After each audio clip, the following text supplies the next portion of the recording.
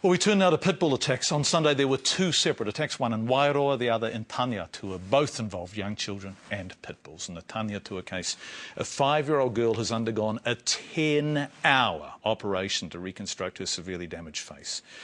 The surgeon says pit bulls and other dangerous dogs should be banned. Dr. Adam Greenbaum can't speak specifically about her injuries in this case, but he can speak about such dog attacks. He's seen many of them, the injuries caused, the surgery required, and what should be done. Mihi Narangi Forbes asked him about pit bull victims.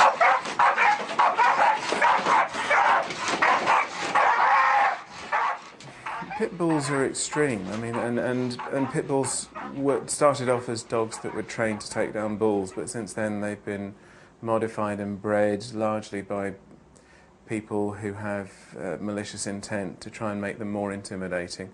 They've been bred for dog fights, which is, you know, the epitome of cruelty, it seems to me. But it's almost impossible to stop them biting, and when they bite, they then shake their heads. So you have a tearing, cutting action, and human tissues aren't designed to take that. How does the human tissue ever recover, or what's the process to recovery for a victim? Well, the surgery involved means that one has to look at what's left, remove any tissue that's been killed, devitalised, lost its blood supply, in other words.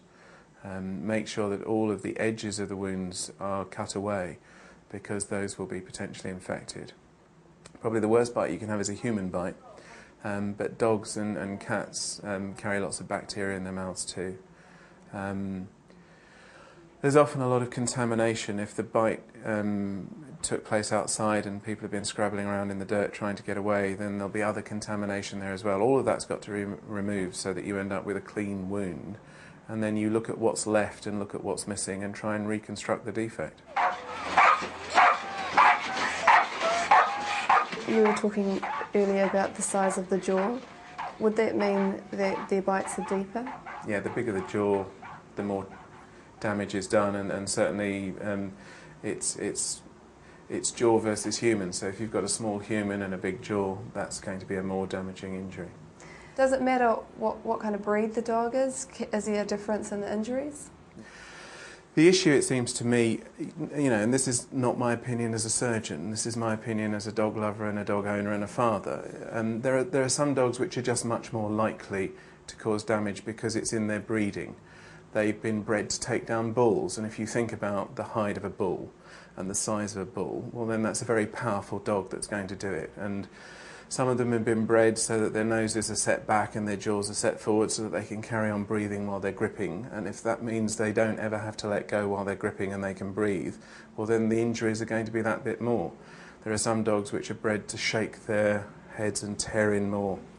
And a bite which tears is much worse to reconstruct than a bite which was just a bite and a let go. Do you think they're preventable? Yeah, I do. I think all bites are largely preventable, and it's owners who need to know their dogs.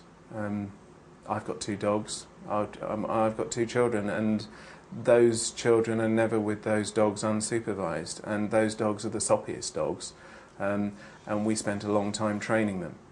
And the children play with the dogs, but under supervision, and that's because any dog put in the wrong circumstance has an instinct to bite. Would you support banning certain types of breeds of dogs in this country? Yeah, I just wouldn't have pit bulls. I think the idea should be that if you have a pit bull, rather than put it down, it should be muzzled and castrated, and then in a generation there won't be any pit bulls. But that's a personal opinion.